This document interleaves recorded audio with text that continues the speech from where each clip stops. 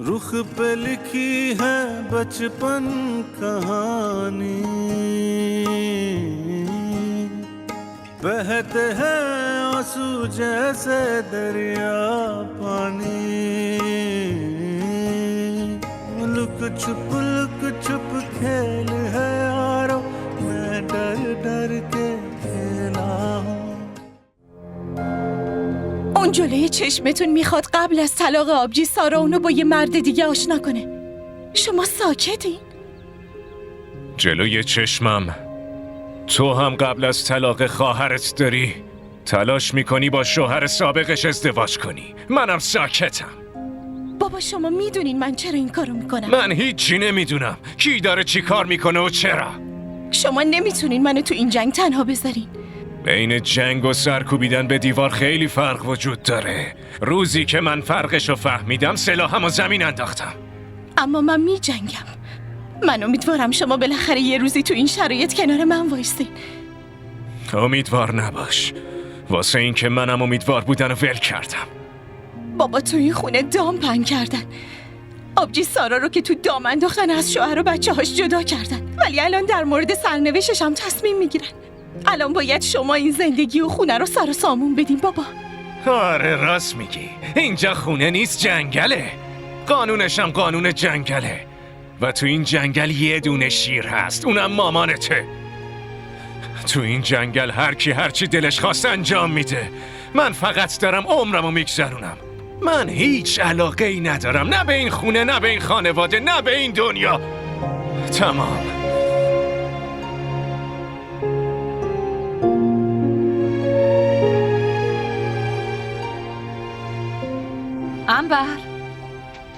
انبر پسرم، این بچه رو بذار خونه، با خودت کجا میگردونیش؟ الانشم واسه پسرم آشفتم.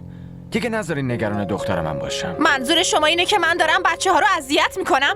من نمیدونم. بچه است، نگران نباشین، هیچ جایی فرار نمیکنه. من دیگه به هیچ کس اعتماد ندارم. به منم. من حتی دیگه به خودم هم اعتماد ندارم. تو واسه پیدا کردن گلزار کجاها مونا رو با خودت میکشونی؟ طفل معصومو چرا اینقدر اذیت میکنی آخه؟ ماما من نمیدونم چی کار کنم. فعلا باید برم.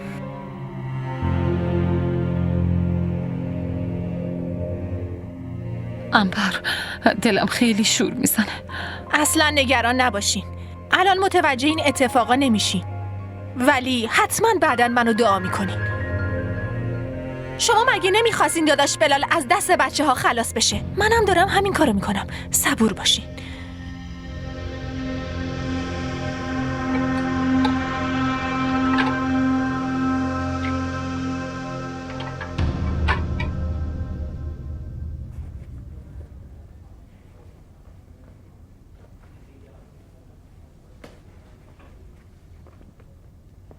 رامینا، میتونم ازت یه خواهشی بکنم؟ تو میتونی واسه چند ساعت از مونا نگهداری کنی؟ موضوع چیه بلال؟ پسر دیوونه من امروز از خونه فرار کرده بود، عصبانی بود. میترسم که به خودش ضربه‌ای بزنه. باید برم دنبالش. رامینا خواهش میکنم فقط امروز مراقبش باش. من معذرت میخوام. میدونم خیلی کار داری و به خاطر مونا تو کارات اختلال ایجاد شده، اما فقط به تو اعتماد دارم. نمیدونم چرا ولی الان قلبم فقط به تو اعتماد داره رامینا. باشه، دوستیم؟ دوستیم. اینم بگیر، مواظبش باش.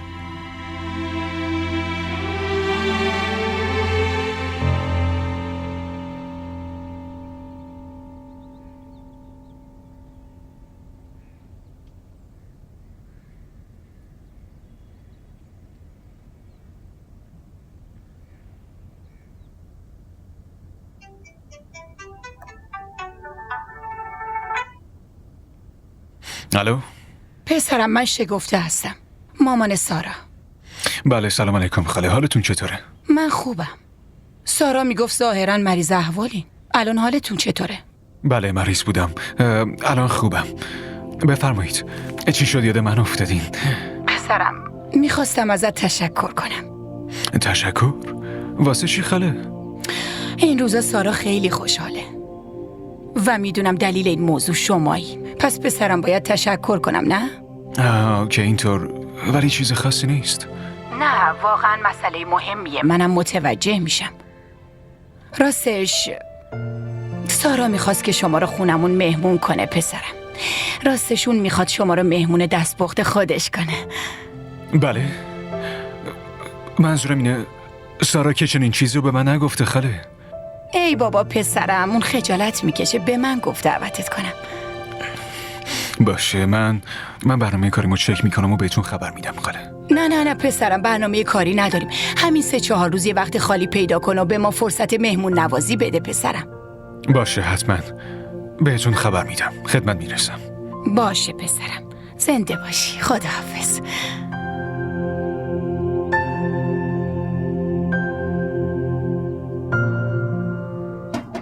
ای بابا کیه؟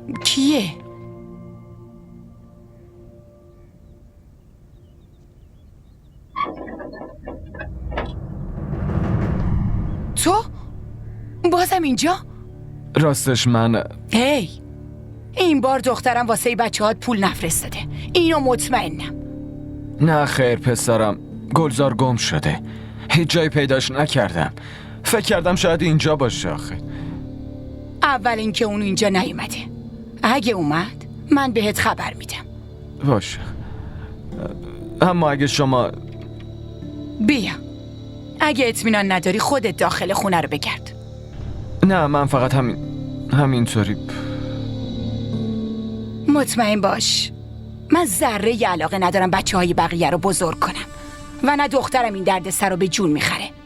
اگه پسرتم احیانا اینجا سر و کلش پیدا شد، همون لحظه از این خونه دوباره برش میگردونیم. نگران نباش.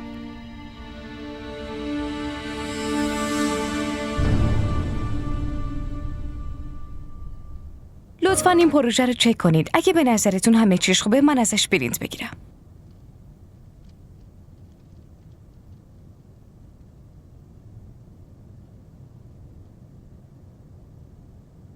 نه اصلا خوب نیست. خوب نشده؟ نه نگران نباشین، چیز خاصی نیست. تواناییتون در همین حده، چون تو نرم افزار تجربه ندارین. به هر حال من یه روش دیگر رو بهتون میگم. اگه با اون کار کنین روشش خیلی آسون تره. باشه حتما. سارا خانم، بله. واسه دعوتتون ممنونم. چه دعوتی؟ آره، منو واسه شام دعوت کردین، همون مهمونی که بهم گفته بودین. من دعوت کردم؟ خودتون نتونستین به هم بگین، ولی مامانتون زنگ زدن و پیغام دعوتتون رو به هم دادن. نگران نباشین، من وقتمو خالی میکنم و حتما میام. بله آقا، منتظرم.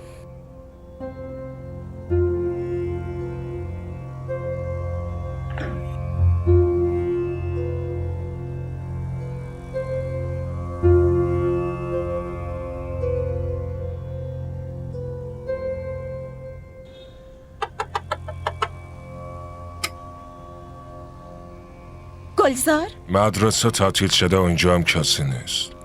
گلزار نیست؟ نه خیر، همه رفتن.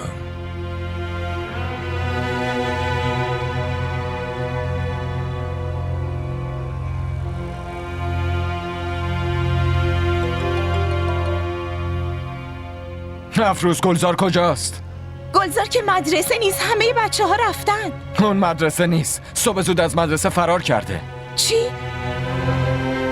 بالاخره مامان و خواهرتون اون بچه رو مجبور کردن که فرار کنه؟ هیچ که اونو مجبور نکرده، فقط دستم روش بلند شد. به مامان داشت بی احترامی میکرد. شما هم روش دست بلند کردی؟ پس الان چه فرقی بین شما و آبجی ساراست؟ شما مگه همیشه نمیگفتین که اون دست بلند میکنه؟ به خاطر این زدمش که به بزرگترش بی احترامی کرد. در ضمن قبلا اینطوری نبود، از وقتی تو رو یواشکی میبینه اینطوری شده. نمیدونم تو بهش چیا یاد میدی دختر. یعنی الان به من تهمت میزنی؟ از صبح مثل دیوونه ها دنبالش میگردم. پسر منو پنهون کردی. من چرا پسرتون رو پنهون کنم؟ من که خودم اومدم مدرسش ببینمش. افروز، به جز تو دیگه کسی رو نداره که بره پیش اون. به جای تهمت زدن به من برین و دنبالش بگردین. منم تلاش میکنم دنبالش بگردم. بچه هست، نمیدونیم کجا رفته. خدایی نکرده گیر آدمای نااهل نیفته.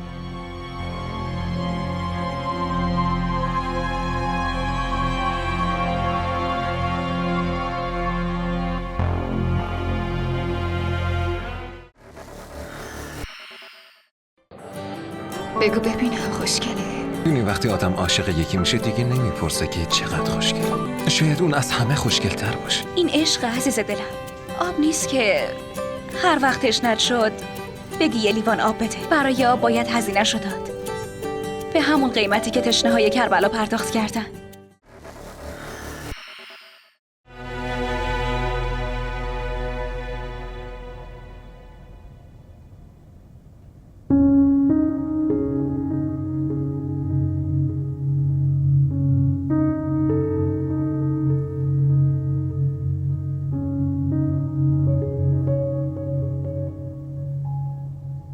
الو مامان، شما چرا از طرف من دعوتش کردین؟ پس از طرف خودم دعوتش میکردم؟ من که با اون کار نمیکنم. آخه چه دلیلی داشت که دعوتش کنین؟ دخترم با دعوت کردن و رفت آمد محبت زیاد میشه.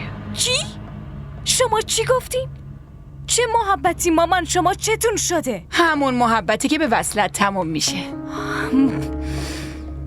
مامان شما چرا متوجه نمیشین؟ من فعلا در شرایط مناسبی نیستم که با کسی وصلت کنم. شرایط درست میشه دخترم. من شرایطتو درست میکنم. حالا ببین، وصلت بر پایه دروغ و سوء تفاهم درست نمیشه مامان. الان کی حرف از دروغ و سوء تفاهم زد دختر؟ مامان شما اصلا کارتون درست نیست. شما از طرف من دعوتش کردین و بهش دروغ گفتین. اگه این سوء تفاهم نیست پس چیه؟ دخترم، کسی رو دعوت کردن به هیچ وجه کار اشتباهی نیست. یه رابطه رو تو درست کردی، سست بود و از بین رفت. حالا من برات یه رابطه درست میکنم که هیچ وقت از بین نمیره. حالا ببین مامان، من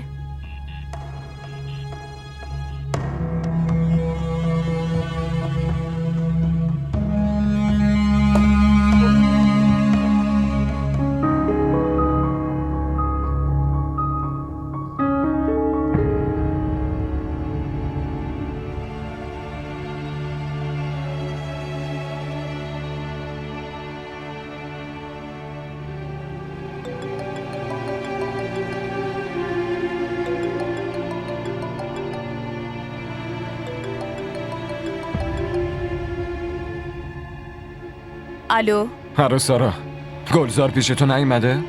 نه پیش من نیومده. چرا؟ چی شده؟ به من راستشو بگو. من چرا باید به دروغ بگم؟ چی شده؟ گلزار کجاست؟ گلزار از صبح از خونه فرار کرده. چی؟ فرار کرده؟ کجا فرار کرده؟ آخه چطوری؟ اگه اون فرار کرده تو چرا اینقدر عادی داری با من حرف میزنی؟ خب برو بگرد دنبالش. الان صدای من برات عادی به نظر میرسه؟ واقعا که سارا، واقعا که تو اصلا کی حال منم فهمیدی که نگرانم یا نگران نیستم؟ سارا همیشه همینطوری بودی و رفتار کردی. تو باهاش چیکار کردی؟ به من راستشو بگو، باهاش چیکار کردی؟ گلزار کجاست؟ یعنی چی که چی کار کردم؟ پسر من بچه‌ای نیست که به این راحتی ها فرار کنه. فهمیدی؟ من از کجا بدونم که کی فرار کرده و دست کی و کنار کی میمونه؟ حتما این رفتارش به تو رفته دیگه. تو خیلی راحت و آشکارا ول کردی ولی اون خیلی بی سر صدا. تو که میگفتی واسه مراقبت از بچه‌ها هیچ مشکلی نداری. خیلی ادعای بزرگی میکردی نه؟ سارا الان وقت بحث کردن نیست. الان باید گلزار رو پیدا کنیم.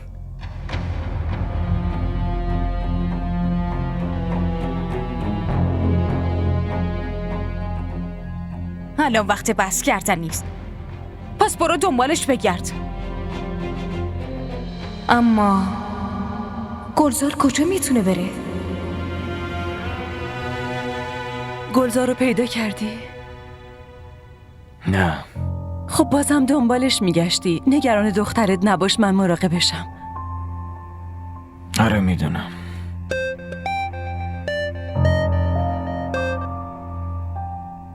الو، گلزار برگشته؟ نه.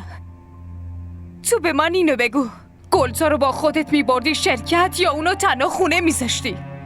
الان چرا میخوای اینو بدونی؟ من فقط میخوام بدونم، لطفاً بهم بگو. من نمیتونستم تو شرکت از هر دوتاشون مراقبت کنم. اوه، الان فهمیدم. تو طفل معصوم منو پیش مامان و خواهرت ول میکردی و میرفتی شرکت؟ مراقب حرف زدنت باش سارا. تو اگه در مورد گلزار چیزی میدونی به نفعته که بگی، وگرنه هیچی نگو. هیچی. تو طفل معصوم من رو تنها پیش مادر و خواهرت ول میکردی و میرفتی. اون وقت انتظار داری من بهت چیزی نگم؟ آخه این چه مزخرفیه که داری میگی؟ مادری که بچه‌اشو ول کرده و گذاشته و رفته الان داره میگه که بچه‌م کو؟ بچه معصوم من به خاطر خواهرت فرار کرده. اون میتونه زندگی هر آدمی رو براش جهنم کنه. تو انگار هیچ وقت نمیتونی عیب خانواده خودتو ببینی، نه؟ من از کجا بدونم شما 3 تا زن کدومتون زندگی رو جهنم میکردین؟ شما 3 نفر بودین که زندگی رو سر من خراب کردین و همش عذاب بود. شما 3 تا نه، بلکه شما 4 تا. مامانت که سر دسته شماست. الانم داری شکایت چی رو پیش من میکنی تو؟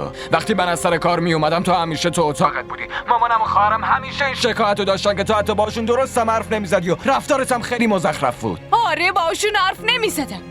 دلیلش هم اون خواهر عجوزت بود، چون تمام روزو به من تیکه مینداخت، تهدیدم میکرد و زندگی رو برام جهنم کرده بود.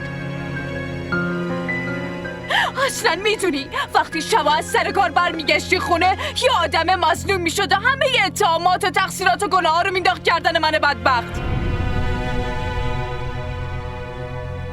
تو اتاق خودم رو حبس میکردم چون تحمل فشار روانی نداشتم بلال.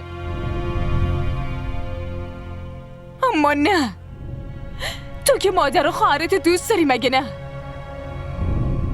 تو قبلا هم به حرف اونا اعتماد میکردی، الان هم به حرف اونا اعتماد میکنی و هیچ وقت به حرف من اعتماد نکردی. این دقیقاً حرفیه که مامان و خواهرم بهم میزنن. سارا تو هم به خاطر همینه که داری منو سرزنش میکنی. خوب گوش کن ببین چی میگم. من یه بار به تو و مامانم و خواهرم وفادار بودم، اما شما چی کار کردی؟ تو منو رها کردی، بچه‌تو رها کردی، زندگی رو به جهنم کشیدی. سارا زندگی رو به جهنم کشیدی. دیگه نمیدونم باید به چی بگم. یه چیزی فاتحت گوش کن بلال.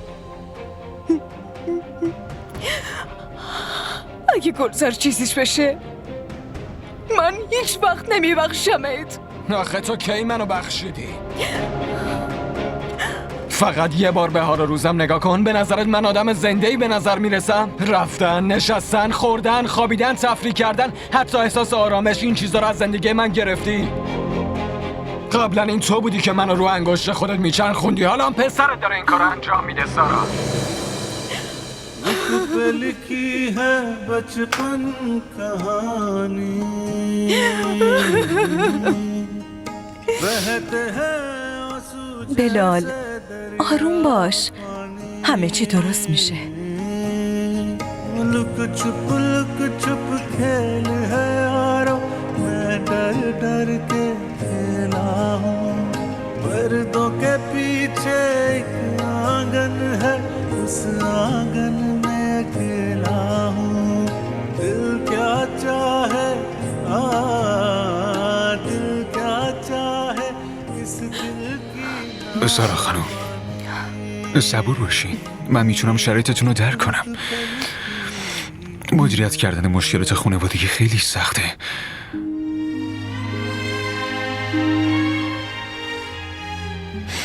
براتون دعا میکنم خدا کمکتون کنه.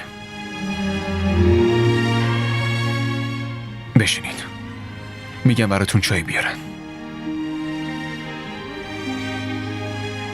पर्दों के पीछे एक आंगन है उस आंगन में अकेला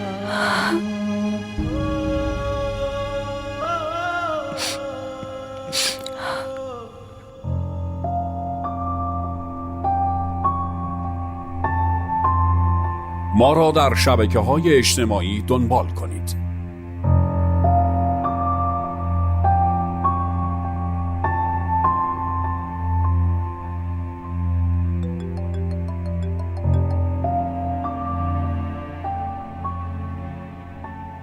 الو، رومینا هستم سارا.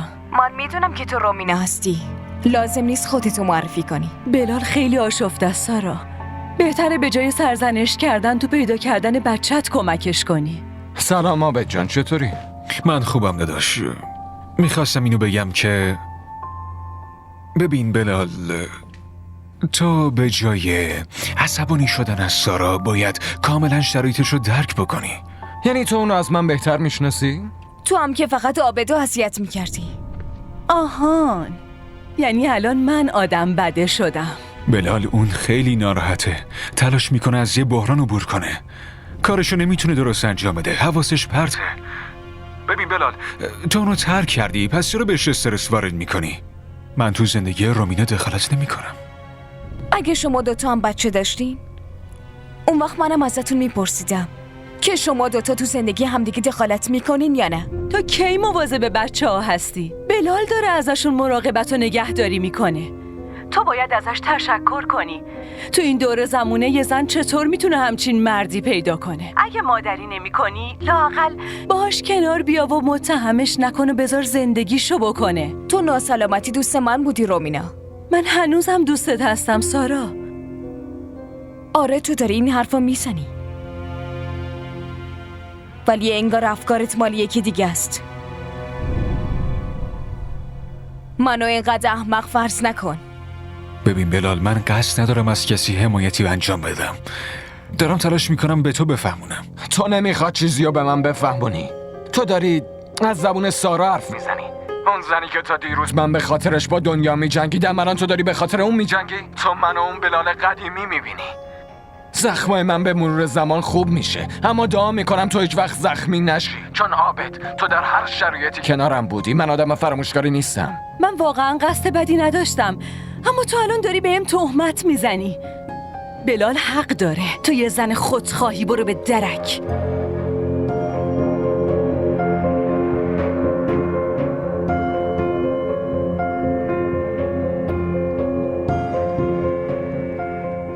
به من یه چیزی بگو. شما دو نفر چرا منو تو زندگیتون دخالت میدین؟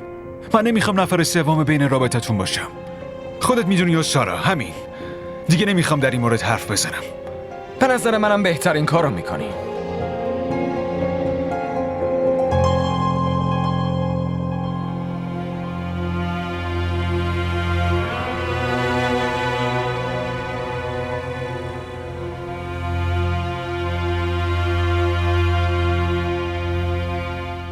انبر، تو با گلزار چی کار کردی؟ بگم چی کار کردم؟ دعواش میکردم، کتکش میزدم. شما ندیدین همه ی بدنش آثار کبودی کتک زدنم هست؟ من خیلی ظالمم. دلسوزی رو که اصلاً بلد نیستم. در ضمن میدونین چیه؟ وقتی من خسته میشدم، بعدش مامان میومد و با همدیگه اونو حسابی کتکش میزدیم. انبر، این جواب سوالم نیست. این همون جوابیه که میخواستین بشنوین. منم همین کارو کردم و چیزی رو که میخواستین بهتون گفتم. اون پسرت به من بی احترامی کرد.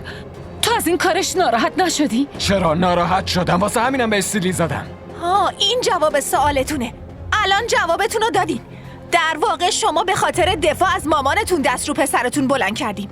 شما گلزار رو زدین و اون خونه رو ول کرد رفت. ولی یه چیزی رو میدونین، اونجوری که دیروز گلزار رو زدین، اگه زندادای سارا رو میزدین و جواب توهیناش رو میدادین، الان ترکتون نمیکرد و این حال روزتون نبود داداش بلال.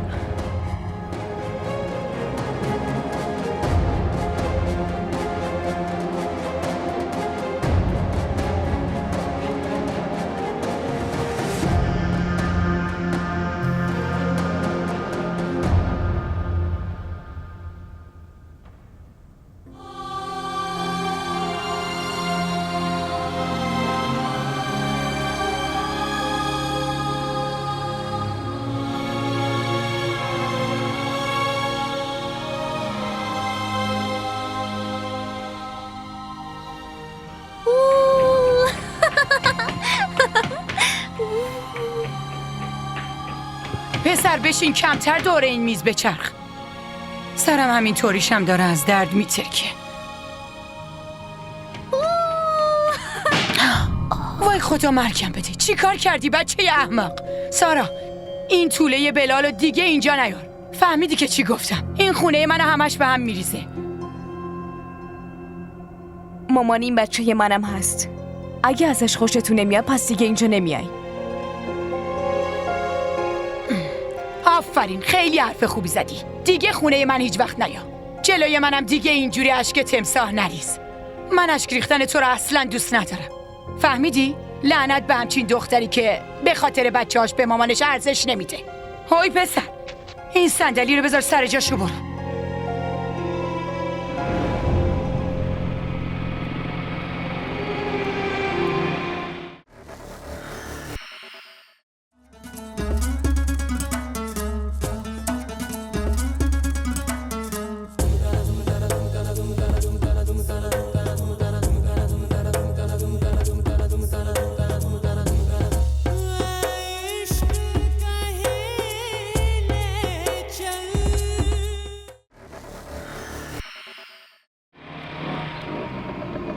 داداش همینجا نگه دارید. بفرما.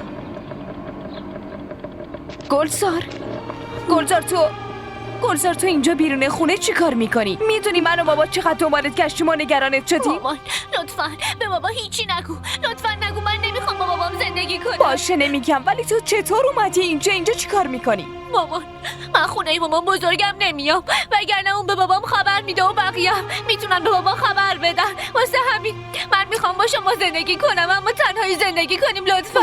باشه پسرم، آروم باش. باشه من کنارتم پسرم. من حتما یه راهی پیدا میکنم، اما گلزار تا اون زمان باید با من بیای داخل. بعدش تصمیم میگیریم که چی کار کنیم. اینجا ممکنه یکی ما رو ببینه. ما؟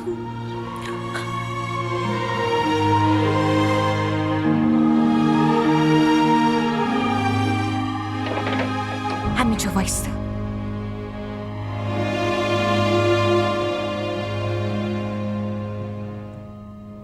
گلزار زود بیا، درم ببند.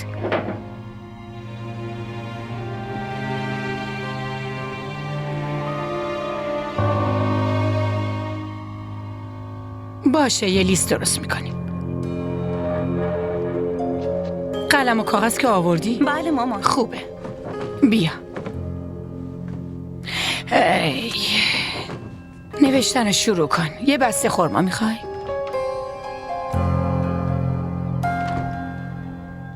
خرمای بادومی. سلام علیکم مامان. علیک سلام دخترم، تو کی اومدی؟ همین الان چند دقیقه پیش. خوب شد اومدی، ما منتظر تو بودیم. دخترم واسه مهمونی یه لیست غذا درست میکنیم. تو بگو عابد رئیسته اون چیا دوست داره؟ اما آقا عابد که هنوز روزشو مشخص نکرده. تو نگران نباش، من روزشو مشخص میکنم. تو فقط غذاهای مورد علاقه‌شو بگو. باشه ولش کن، خودمون یه کاریش میکنیم. الان خسته است، میریم تو اتاقت همونجا لیستو نه مامان، من همینجا میشینم و درست میکنیم. من اینجا میشینم با هم لیستو مینویسیم. چی شده؟ همه چی خوبه؟ آره همه چی خوبه.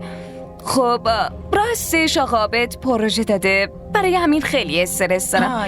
اصلا نمیفهمم و ذهنم کار نمیکنه. بگذاریم، شما یه کاری کنین، لیستو درست کنین، من بعداً میبینمش. هرچی کم و کس بود اضافه میکنم. من خیلی خستم مامان، میخوام استراحت کنم. لطفاً مزاحمم نشین. باشه مامان؟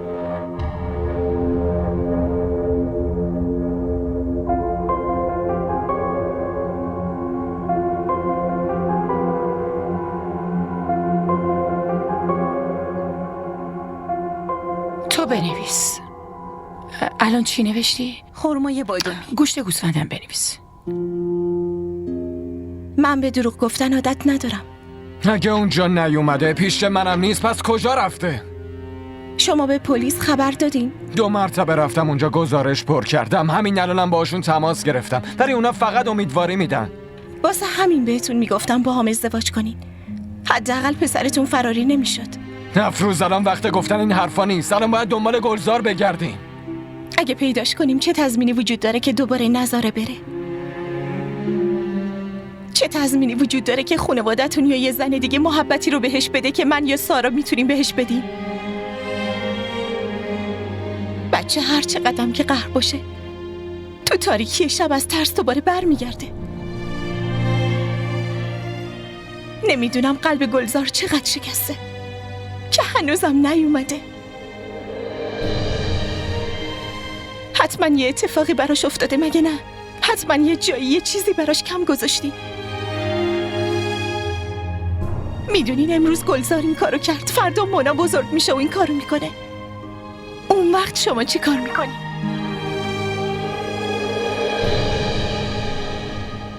दो दिलों की इस भंवर में घूमती है जिंदगी देखता हूँ ख्वाब में बस झूमती है जिंदगी ما را در شبکه‌های اجتماعی دنبال کنید. من مطمئنم انبر این کار کرده. اون مجبورت کرده که فرار کنی مگه نه؟ تازه بلالم دست روت بلند کرده، باید حساب کارشو پس بده. نه مامان لطفاً به بابا زنگ نزنی. چرا زنگ نزنم؟ دلم میخواد برم به حساب اون عمه عجوزت برسم و تو بهم میگی زنگ نزنم. نه خیر مامان، اون وقت بابا میفهمه که من پیش شما. اصلا بذار بفهمه، من اصلا برام مهم نیست. مامان بعدشون میاد و منو از پیشتون میبره. من نمیخوام پیش بابام باشم. لطفاً بهش زنگ نزنین. اما گلزار باید بابات بفهمه که اون روز برات چه اتفاقی افتاده بود. مامان بابا هیچ وقت حرفتون رو باور نمیکنه. و عمه انبر اگه اون بفهمه که من بهتون گفتم، اون مونا رو خیلی اذیتش میکنه. گلزار باید در مورد مونا حتما با پدرت حرف بزنم. مامان مونا الان پیش عمه نه بلکه پیش باباست و عمه هیچ کاری نمیتونه بکنه. الان اگه بابا بفهمه خیلی عصبانی میشه. من نمیدونم این بابات کی عقلش سر جاش میاد. دخترم بیا شامتو بخور. مامان من الان گرسنم نیست. گرسنم شد تو اتاقم میخورم. باش خیلی خوب، هر جور خودت میدونی. ممنون. هیچی نمیشه. گوش کن گلزار، اگه کسی خواست به هر دلیلی بیاد تو این اتاق، تو 2 تا جا میتونی قایم بشی، یا تو اون کمد یا هم زیر این تخت، اما نزدیک در هیچ وقت نشو.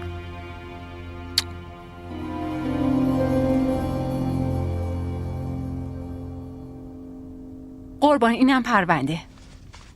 سارا خانم کجاست؟ امروز اصلا ندیدمش. اون امروز سر کار نیومده. شما دلیلشو میدونید؟ بله من تماس گرفتم. اون گفت به یه سری دلایل شخصی نمیتونه امروز بیاد شرکت. فردا میاد سر کار. امروز قرار بود کارای پروژه رو نهایی کنیم و براشون ارسال کنیم. مگه چه کار مهمی براش پیش اومده که مرخصی گرفته؟ باشه بریم. چشم قربان.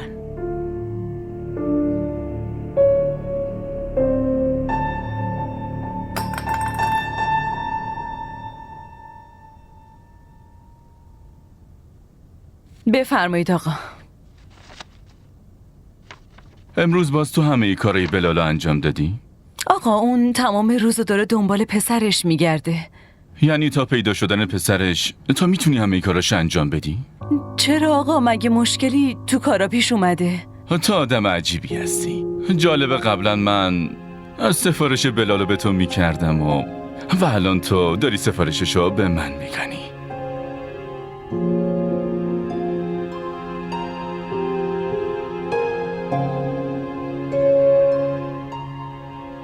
میتونی بری. ممنون.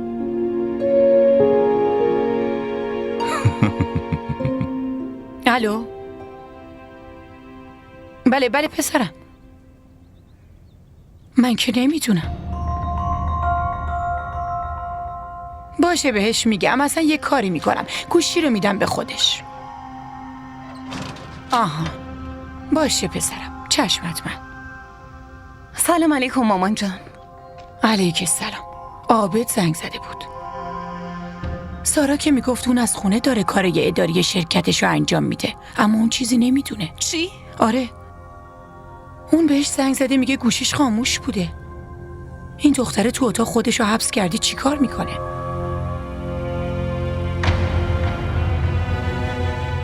شما وایستین، من میرم میبینم. اینجوری نیست. بده به من تا من درستش کنم. باشه تو درست کن. آره.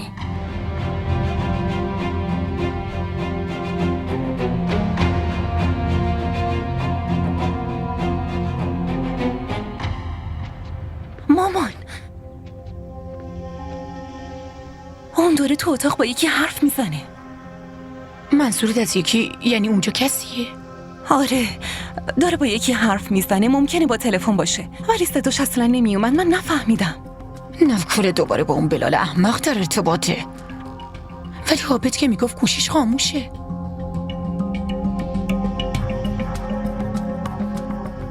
پس با یکی دیگه چطور میتونه حرف بزنه؟ از دیروز که اومده همش تو اتاق خودش رو حبس کرده. نمیدونم چه خبره. صبر کن خودم ببینم.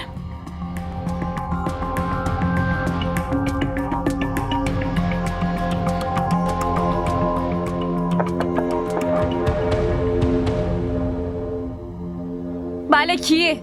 دخترم باهات حرف دارم. مامان 5 دقیقه دیگه میام بیرون. دخترم فقط 5 دقیقه کارت دارم، حرفمو گوش کن. مامان 1 دقیقه صبر کن. بودو برو.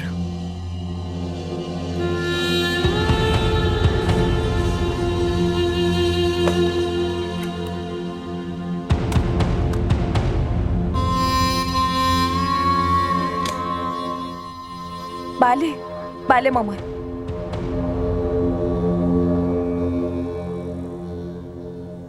چی شده؟ چرا اینجوری داری نگاه میکنی؟ با کی داشتی حرف میزدی؟ من حرف میزدم؟ با هیچ کس. من خودم شنیدم سارا که داشتی با یکی دیگه حرف میزدی و صدای یکی دیگه میومد.